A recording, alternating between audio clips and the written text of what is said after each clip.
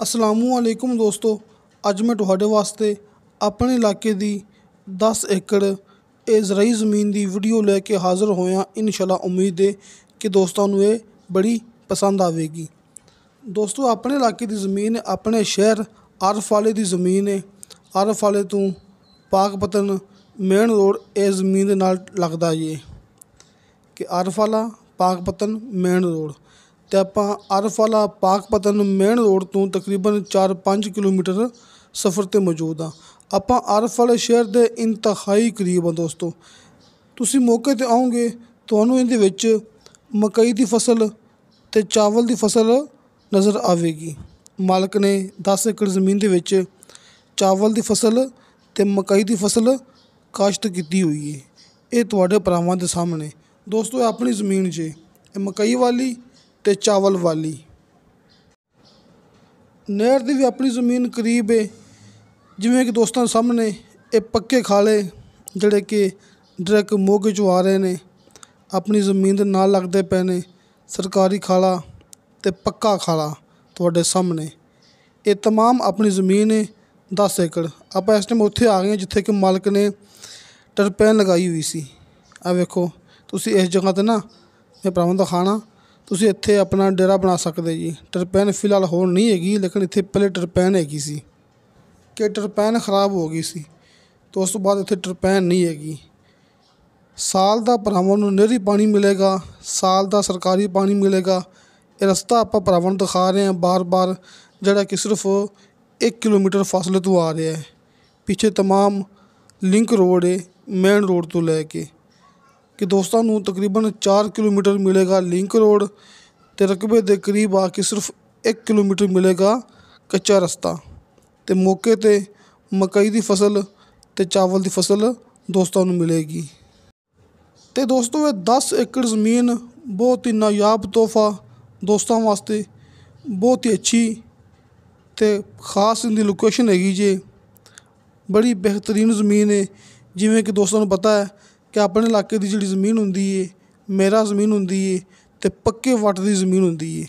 कम कीमत ठेका ज़्यादा ते सब तो ज़्यादा आमदन देने वाली अपनी ज़मीन हुंदी है आरफ वाले दी। बल्कि तुसीं दोस्त खुद इंटरनेट ते चेक कर सकदे जे कि आरफ वाले दे विच आलू दी ते मकई दी की औसत आ रही है, कितनी आमदन आ रही है। लोकेशनां अच्छियां, कम कीमतां, ठेके ज़्यादा। ये आरफ वाले दी ज़मीनां इहदे विच कोई ओला नहीं हुंदा, कि वैसे गलबात नहीं हुंदी। जिवें कि मेरे दोस्तों नूं पता है कि साडा ऑफिस है, साडा दफ्तर है आरफ वाला शहर। तुसीं अपने कोल सुबह आ जाओ, आपां तुहानूं सुबह ये ज़मीन विखा देंगे। किसी किस्म का कोई मसला नहीं हैगा। तुहाडी मुलाकात डायरैक्ट मालक नाल हो जाएगी। तुसीं मौके ते आओगे तुहानूं इहो ज़मीन ये भरावां नूं दिखा रहे हैं बार बार, मकई ते चावल की फसल तुहानूं मौके ते मिलेगी। मतलब कि अपनी मूवी हुंदी है बिल्कुल ओरिजिनल।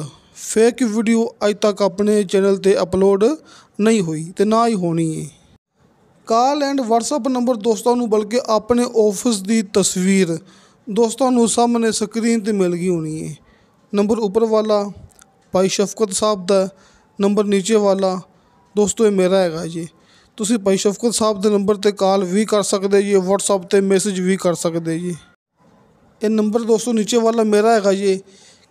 कॉल ते रबता ना हो सके तो दोस्तों ने व्हाट्सअप ते वॉइस मैसेज लाजमी करना है, क्योंकि तुसीं वॉइस मैसेज करोगे तो अपने तक तुहाडा पैगाम पहुँच जाएगा। ये 10 एकड़ ज़राई ज़मीन अपने दफ्तर दे ते आरफ वाले शहर दे इंतहाई करीब है। इनकी डिमांड की है मालक ने फी एकड़ के हिसाब नाल 26 लाख रुपया। दोस्तों 26 लाख रुपया इनकी डिमांड है, कमी पेशी हो जाएगी। अगर आप ठेके की गल करिए तो इस इलाके च बल्कि इस ज़मीन का ठेका चलता पिया साल का फी एकड़ के हिसाब नाल 90,000 रुपया। दोस्तों 90,000 रुपया साल का फी एकड़ के हिसाब नाल ज़मीन का ठेका है, जिंदे विच अपनी मुकम्मल गारंटी होगी। तो 26 लाख रुपया पर एकड़ के हिसाब नाल इनकी डिमांड हैगी जे। ज़मीन ठेके वास्ते नहीं हैगी, ज़मीन मालक ने सेल करनी है। ये ठेके की गल आप भरावां नूं इस वास्ते करते पे हैं कि इस इलाके ठेका ये चलता पिया है, तुसीं खरीद के ठेके दे सकदे जी। ਤੇ ਦੋਸਤੋ ਵੀਡੀਓ ਅੱਛੀ ਲੱਗੇ ਤੇ ਲਾਈਕ ਤੇ ਸ਼ੇਅਰ ਇਹ ਜ਼ਰੂਰ ਕਰੋ। ਆਪਣੇ ਬਿਹਤਰੀਨ ਜਿਹੇ ਕਮੈਂਟਸ ਲੈ ਕੇ ਭੇਜੋ। ਜਿਨ੍ਹਾਂ ਦੋਸਤਾਂ ਨੇ ਆਪਣਾ ਚੈਨਲ ਹਾਲੇ ਤੱਕ ਵੀ ਸਬਸਕ੍ਰਾਈਬ ਨਹੀਂ ਕੀਤਾ ਉਹਨਾਂ ਅੱਗੇ ਰਿਕੁਐਸਟ ਹੈ ਕਿ ਆਪਣੇ ਚੈਨਲ ਨੂੰ ਕਰੋ ਸਬਸਕ੍ਰਾਈਬ ਤੇ ਨਾਲ ਹੀ ਬੈਲ ਆਈਕਨ ਨੂੰ ਕਰੋ ਓਕੇ, ਤਾਂ ਕਿ ਸਾਡੀ ਅਗਲੀ ਵੀਡੀਓ ਦਾ ਨੋਟੀਫਿਕੇਸ਼ਨ ਤੁਹਾਡੇ ਤੱਕ ਪਹੁੰਚੇ, ਤੁਸੀਂ ਉਹ ਵੀਡੀਓ ਵੇਖੋ ਸਭ ਤੋਂ ਪਹਿਲੇ। ਤੇ ਦੋਸਤਾਂ ਨੂੰ ਮਿਲਣਗੀਆਂ 1 ਨੰਬਰ ਤੇ ਬਿਲਕੁਲ ਗਰੰਟੀਸ਼ੁਦਾ ਜ਼ਰਈ ਜ਼ਮੀਨਾਂ इंशाअल्लाह ताला। बशर्ते ज़िंदगी बाफज़ल खुदा मिलांगे अगली वीडियो ते। अल्लाह हाफिज़।